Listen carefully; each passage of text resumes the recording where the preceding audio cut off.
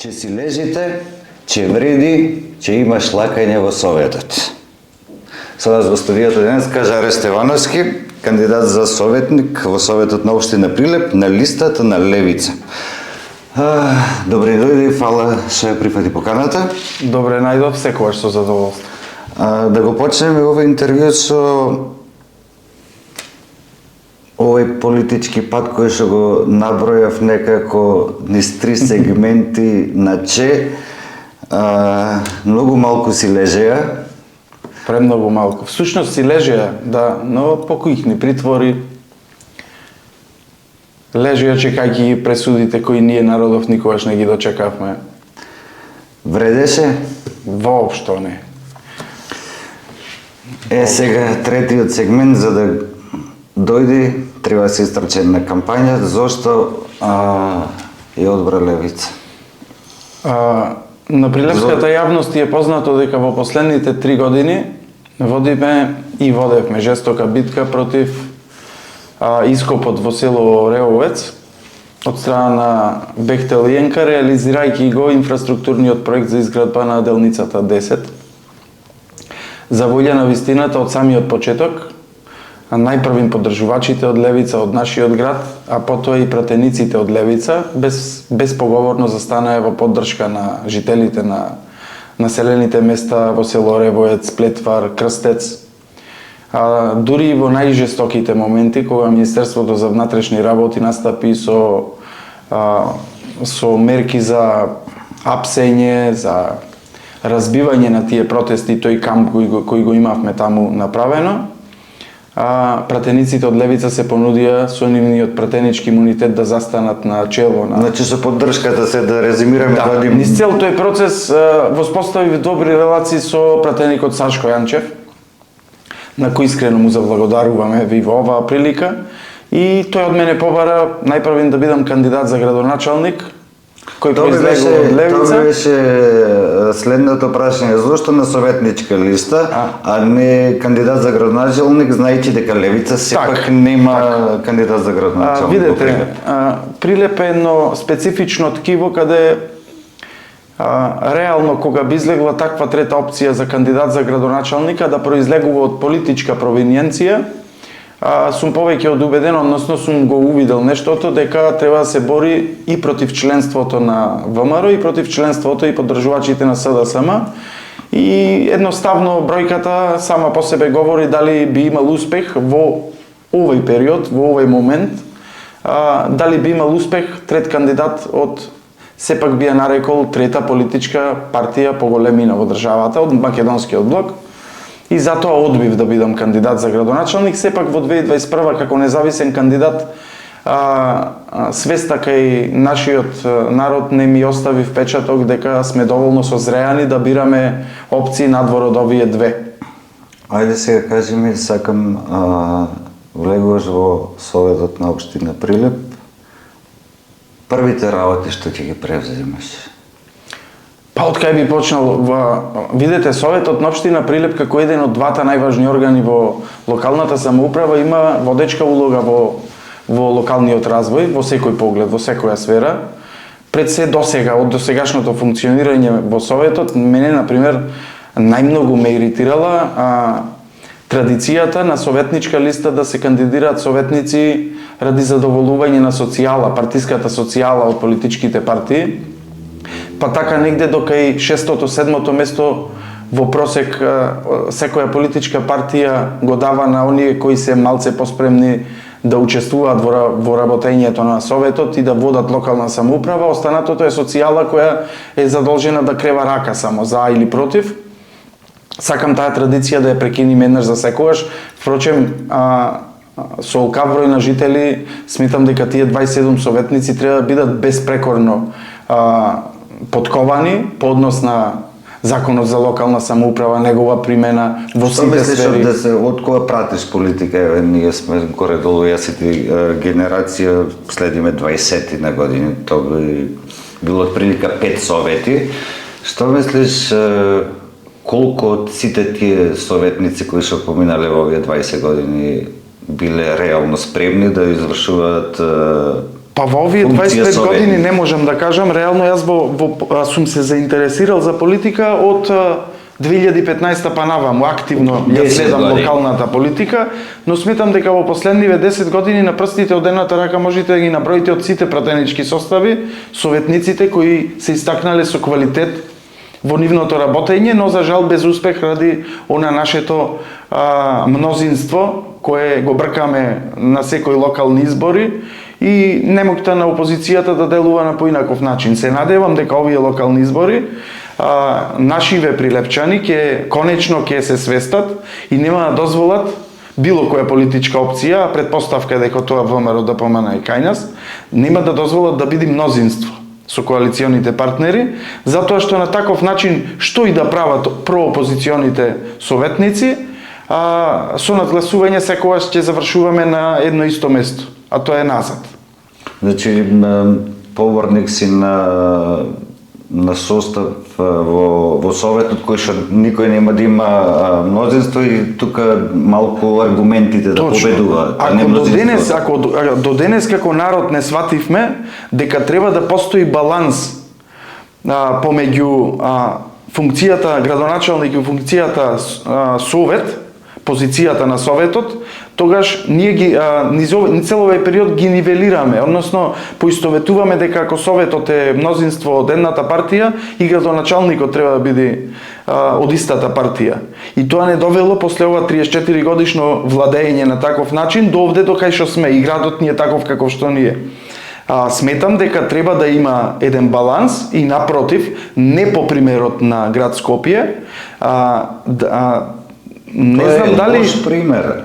Тоа е лош пример, но сметам дека ако нема мнозинство било која владеначка партија во Советот на општина Прилеп, и советниците поучени од тој пример со град Скопје нема да си дозволат градот да оди во таа насока и ќе бидат приморани да ги слушаат и објективните критики кои имаат да им ги дадат и другите учесници во Советот, да без разлика дали се од политичка партија или независни. Нема се согласам со тебе дека ќе бидат приморани. Ќе те прашам дали веруваш на нивото на свест, еве да ги земеме сите советнички листи кои што ги имаме во Прилеп во моментов, да ги земеме првите 5-6 места, дали мислиш дека во тој човечки материјал има доволно свест доколку се формира таков совет да се носат такви одлуки? Ве разбрав. Пред се како адвокат никогаш не мислам дека треба да се наслониме на совеста на некој од кој зависиме. Надевајки се дека владеачката структура во Советот ќе падне на емоции па ќе прифати дел од објективните критики, не, апсолутно. Тоа го имаме видено дека навистина буквално на никој не му е гајле што мисли опозицијата или проопозиционите советници. Постојат механизми кои што без разлика која власт, па макар била и апсолутна, може да ги натера да сопрат одредени процеси, како по однос на финансиското трошење на буџетските средства, како по однос на организирањето на јавните предпријатија, нивните програми за работа, може да ги сопрат штетните политики по однос на реализација на непотребни проекти, како што еве со години уназад го коментиравме мовчето од 700.000 евра што го направил еден градоначалник, другиот градоначалник го исплатил, па тоа беше нели криминал, па после не било криминал. Денес гледам еве еден од кандидатите за градоначалник се состанува со таксистите од град Прилеп. Колку почетоци нас ни се потребни за да сватиме дека проблематиката е позната, проблемите се знаат, посебно ако си бил власт во последните 4 години и сега промовираш кампања со истите работи кои што сме ги повторувале без малку пред секои локални избори. Сега кажи ми, ако ги знаеме проблемите, ајде кажи ни решение. има решение за секој проблем. Град Прилеп не е проблем.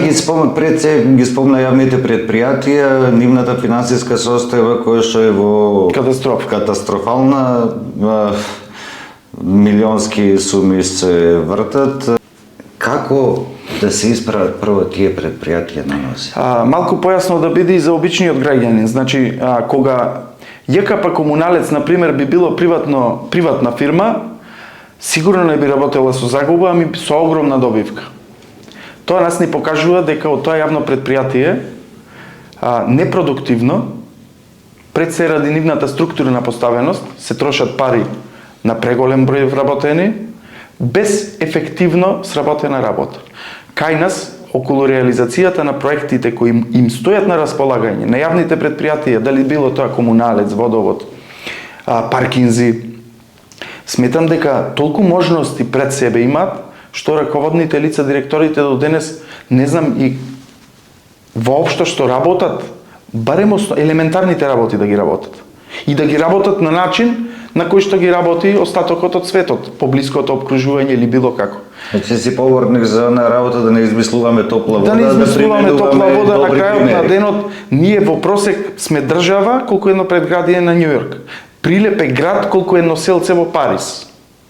И сега ако ние овде измислуваме, добро го рековте, топла вода за тоа како треба да функционира едно јавно предпријатие, јас би рекол доволно е да се оди по ПС, односно законот кажал како се спроведуваат јавните набавки, кои се потребни, кои не се потребни, да се зголеми продуктивноста на работната сила која се ангажирал како вработени. Ние ги користиме јавните предпријатија како филтер за партиска администрација, за партиска војска, токму за овој момент, за локални избори. Ние се почнавме за жал да се радуваме на вработување во Комуналец, во Водовод.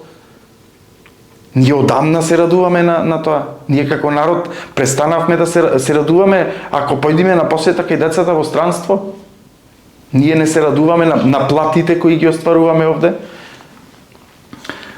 Дали сепак тоа е малце по-централно прашање? Ајде, ако ги спомна веќе, ако спомна радоста на посетата на децата во странство, дефинитивно локалната самоуправа има ингеренции со кои што би овозможила подобар живот на младите, тргнувајќи особено прво оние деца во училишна возраст, а потоа и за кои ќе запливаат во светот на возрастните, на почеток дури се уште се формираат како личности, што ти како советник и то како човек кој што има искуство, има деца,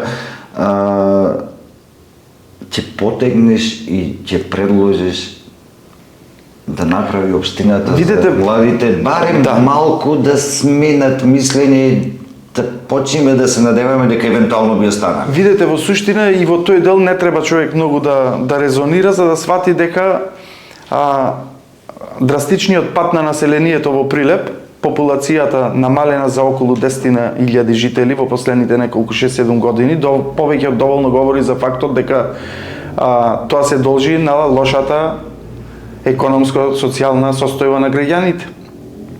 Тоа е еден склоп на проблематика која локалната самоуправа не дека може, има надлежност да ги решава. Во најголем дел од нив има должност да ги стимулира, да ги поттикнува. Во еден дел е и образованието како надлежност под локалната самоуправа. Кај нас имаме основни и средни училишта под надлежност на локалната самоуправа, чиј оснивач се јавува таја, а не превзема буквално никакви мерки околу стимулирање и поттикнување, например, на училишните и воноучилишните активности. Ако добро се сеќаваме сите, јас сум генерација 82, на времето Димола Ренникот, игралиш спортскиот терен во Димола Ренникот, беше преплавен со деца. Вон наставните активности се организираат турнири од секој области на спортот, од кошарка, од одбојка, од буквално од се.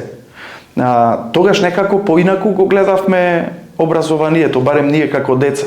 Предпоставувам и нашите родители така го гледали, али ние сега како родители не гледаме дека такви активности се одвиваат во училиштата. Не се стимулираат стручните знаења, например. кај нас секторот стопанство веќе ме преплавен со работна сила и сметам дека образовните профили од стручен кадар, например, на вистина, освен да заминат странство, не им останува ништо друго. Не можеме да ги вдомиме тука. Значи, дефинитивно треба поголема иницијатива од локалната самоуправа за самото работење на училиштето. Во овој дел, ако ми дозволите, од мојава работа со адвокатурата во изминатите неколку години, за препастувачки сватив дека најмногу има политика во образованието во еден град, конкретно во нашиот град. Ако директорот бил од една партија, сите директори морат да бидат од друга партија. Па сакате милум или сакате силум. Нашата општина е првата општина каде што градоначалникот, председателот на совет, актуелниот кандидат за градоначалник и председателот на еден училишен одбор од основно училиште се од страна на Државната комисија за заштита и спречување од дискриминација обвинети практично дека вршеле дискриминација по основ на политичко уверување. Тоа е поразително во 21 век во образованието, кај што стрикно со законот со средно и со основно образование е предвидено дека не смее да се меша политичко делување. Ние имаме вакви примери. Зошто бил директорот од една политичка партија, а локалната структура била од друга политичка партија? Ако директорот знае да работи и да менаџира со училиштето, јас и сега можам да направам еден, двајца или тројца директори кои на вистина се одлични. Јас кога би бил утре градоначалник, со ништо не би ги сменил. Дали веќе сме зрели на ова тема веќе која ја отворивме, дека треба да се потегне некоја иницијатива која што би одела од општинските власти кон централните власти за да се регулира овие работи, особено во, па би рекол, во основното образование, затоа што тука се и најкревките, најмалите кои што ги прават реално првите чекори во животот и ги истекнуваат првите знаења. Оти не верувам ако има таков однос во училиштето од директори, наставници, управни одбори, дека натаму тоа невозможно е да не се рефлектира и врз квалитетот на наставата. Па факт е дека и се рефлектира. Мислам, образовниот систем кај нас на ниво на држава е сведен до тој степен да ние се уште се расправаме дали имало доволен број на учебници или не. Кога би го симнале проблемот малце подолу на локално ниво, за секој пожар треба искра. Не држат да се расправаме за тие основни потреби, елементарни. Да не закопаме под лавото што е проблемот. Во суштина за секој пожар е потребна искра. Ако тоа го има што повеќе во еден град, толку побрзо ќе се разбуди свеста и ќе се прати сигнал до централните власти кои да се, дека се буди одредена свест кај граѓаните што мора да ги поттикне да сменат генерални политики, дали било по однос на образование, по однос на земјоделие, по однос на сите сфери. Го спомнат како иницијатива до централните власти, чисто заради ако би требало да се реши со некое законско решение, тоа може само собранието да го направи. Апсолутно, но иницијатор, односно поттик, впрочем би направил паралела, немаше да има потреба од донесување на закон за легализација на бесправно изградени објекти, ако локалните самоуправи работеа конструктивно, објективно и ефикасно во делот на донесување на урбанистички планови. Проблемот кој го направиле локалните самоуправи низ годините и кој се таложил, резултирал со мал милион бесправно изградени објекти, а од друга страна на нашиот устав на граѓаните им дозволува да го изберат слободно местото на живење. Ако јас местото на живење кое сум го избрал не е уредено со урбанистичко-планска документација, тоа не е моја вина, вина е на локалната самоуправа. Моето право јас да домувам и да живеам таму, ова е само еден како пример што би можело да ја поттикне централната власт да менува политики во било која сфера, па и во делот на образованието. Така, како адвокат си познат дека си имал често случаеви кај што си работел против незаконското делување на институции. Секогаш. Често биле тој општински институции. Сега, како твоето искуство кое што ги имаш веќе од тие процеси кои што веќе долги години го работиш, ќе го примениш како советник? Во секоја сфера, во секој поглед. Видете, за моја среќа сум немал можност и прилика и да сум ја имал, сум немал време да ја работам на таков начин, да застапувам јавни предпријатија, државни установи од локален карактер или од централно ниво, но благодарение на борбата која сум ја водел низ конкретни предмети во сите сфери. Центар за социјална работа, Фонд за здравствено осигурување, образование, работен однос. Кај нас најчеста проблематика е таа проблематика, посебно партизираноста во образованието. Сметам дека во многу голем дел, јас не можам да знам се, но во многу голем дел, преку законската регулатива, која низ годините, последниве 13 години сум ја применувал, на локално ниво, па во детали можам да ги опишам начините на кои што можат да се надминат сите проблеми со кои што се соочува еден обичен жител на општина Прилеп. Во општина Прилеп имаме комисија за трансформација на работен однос, по однос на трансформацијата на работен однос на наставници во основните средните училишта. Целосно, мислам, поразителен е фактот дека представува едноставно филтер за избор на партиски кадар во сите општини, па и во нашата. Има некои работи кои треба по однос на финансиското работење на општината. Има закон за јавна внатрешна финансиска контрола кои локалните самоуправи се должни да го применуваат како органи. Кај нас, например, и по систематизација општина Прилеп има предвидено одделение за внатрешна ревизија, нема ниту еден внатрешен ревизор. Колку да се пополни некое работно место, има внатрешен ревизор на обука, кој не може да извршува функцијата на ревизија. Кажете ми сега вие, како без еден таков систем на контрола, ние можеме да сметаме на транспарентно, отчетно и ефикасно на работење на сите јавни предпријатија кои се под надлежност на локалната самоуправа. Ние, овие партиски структури кои досега функционираа, сметаат да нема таков механизам во локалната самоуправа кој патем со закон е воведен. Ние не мора да се препукуваме во Советот на општина Прилеп за тоа дали се злоупотребиле средства од ова јавно предпријатие на ваков или на таков начин.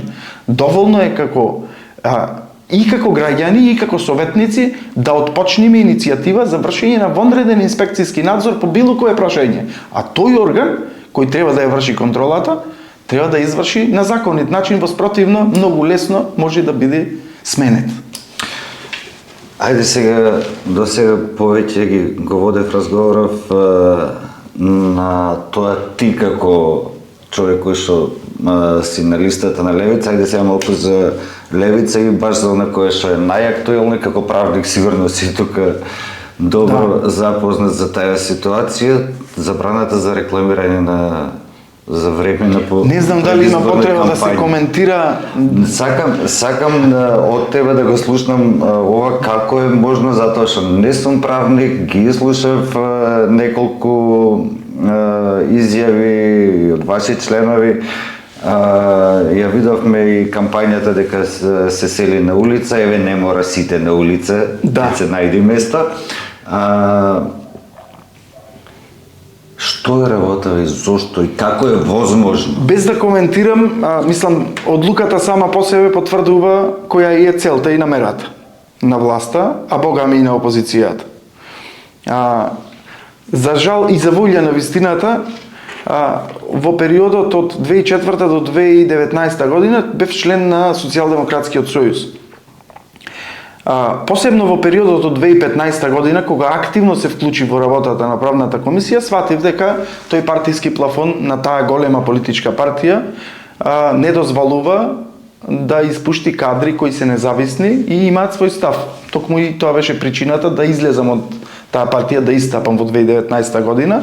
И во тој период од почетокот на бомбите па до 2019, она што го гледав од страна на раководството на партијата, ова го зборувам за СДСМ, за да се препознае ВМРО ДПМН, беа нелогични одлуки на раководството по однос на кадровската политика, избор на несоодветни кадри, разочарување тотално на членството, едни пароли во јавност, друго во пракса, и сето тоа се сведе на ова на кое што сега се наоѓа СДСМ по однос на бројност на членството.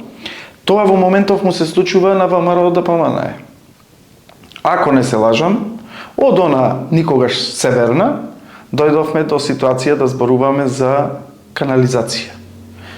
Впрочем, во последните 4 години во градов беше власт ВМРО ДПМНЕ.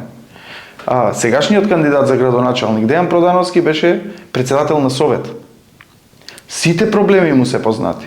Сите проекти кои не се реализирани му се добро познати. За реализирано, па да, го имаме кружниот тек во центарот на градот и асфалтирање на улици. Замислете, ние уште се фалиме со асфалтирање на улици. Се додека овој народ и жителите на Прилеп се радуваат на асфалтираната улица пред нивниот дом, ние никогаш нема да се ослободиме од партиските стеки. Сега ми раскаже примери за негативна селекција, за принципот на негативна селекција во партиите, дали го има во левицата? Во левицата јас се уште немам почувствувано дека такво нешто постои, впрочем сум изненаден пријатно, затоа што јас во левица не сум влезен како партиски член. Од мене не е побарано да потпишам пристапница и да станам член на партијата. Сум слободен во водењето на кампањата и во коментарите околу сите прашања кои се поврзани со локалните избори. Сум поддржан и се додека партијата ми ја дава таа слобода да бидам слободен во моето делување и во моите ставови, јас не можам да имам лошо мислење. Во моментот кога партијата ќе ми забрани да говорам за нешто кое објективно е елементарна работа, јас не морам да бидам член на левица, впрочем и да излезев и независен, ќе влезе во Совет. Ако правиме муабет дека дефинитивно слободата е една од работите кои што најмногу ја цениш во животот и таа е црвената линија за соработка со било која партија во случајот Точно. На левица, дали мислиш дека можеш да делуваш, затоа што реално ти си еден човек кој што има блиски односи со барем со луѓе од сите партии, сите структури, пријателски односи, си бил застапник. Човечките односи тоа ми го дозволиле. Дали мислиш дека можеш да заразиш малку со чувство за слобода таму? Се надевам. Преку настапите во Совет се носи порака пред се до останатите советници, а потоа и до сите жители на општината кои се заинтересирани кој како му е води општината. Сметам дека личниот пример од секогаш, не мојот личен пример, и туѓиот личен пример секогаш може да поттикне друг да го следи. Впрочем, добрите работи се крадат, се прифаќаат и се преминуваат. Мојата цел е во следните 4 години, преку мојот личен пример, како тоа треба да се однесува еден советник во Совет на општина Прилеп, какви идеи и проекти да предлага, како да критикува, ќе поттикне и останати советници во Советот понатаму да продолжат да настапуваат на таков начин, затоа што само на таков начин, преку објективна критика и прифаќање на критиката, ние можеме да се издигнеме над тоа на партиското и на вистина да почнеме да имплементираме проекти што му се необходни на овој град. На овој град толку многу има што да му се понуди. Впрочем, на шала пред некој ден го споделив и еден статус по однос на тоа за големината на годишниот буџет на општина Прилеп. Луѓе, ние имаме околу 22 до 25 милиони евра основен буџет на општината. Ние немаме идеја во изминативе години дека можеме уште толку да присвоиме средства преку аплицирање со проекти од ИПАРТ и ИПА програмата. Кај нас земјоделието во Пелагонија е нешто со кое што треба да се фалиме и да го поттикнуваме. Ние во општина Прилеп немаме нити еден, за жал не остане, имаше на времето, на најкритикуваниот градоначалник кој излезе дека бил најдобар уствари, за разлика од овие двајца после него. Барем да имаме луѓе кои можат да работат на имплементација на проекти за да црпат средства од тие фондови. Ние како општина само со овој основен буџет кој реално половина останува за реализација на проекти, може да се направи премногу. Ние во 4 години имаме еден Ние кружен имаме 11 милиони до на 13 на располагање за реализација на капитални проекти. годишно. Годишно правиме муавет. Па како е можно до ден денешен да имаме неасфалтирани улици? Тоа прашање ќе го оставам на жителите на општина Прилеп да си даде одговор. Каде се тие пари кои можеле да бидат послани по улици, канализации, водоводни мрежи, за елементарните работи? За крај, обрати се до гласачите и нешто кое што не те прашав, него изразговаравме и убеди ги зашто гласеле за левица. Јас на вистина не би убедувал никој да гласа за левица, за едни или за други. Јас само ги убедувам дека доколку ја поддржат советничката листа на левица, во која што учествувам и јас како кандидат за советник, преку седниците на советот ќе имаат можност да видат колку многу работи можеле да се случуваат поинаку и со која динамика овој град можел да се развива, за разлика од сите претходни години кои сме ги потрошиле на празни ветувања. Фала ти за муавета. Ти благодарам на поканата. Вас ви благодарам што гледавте.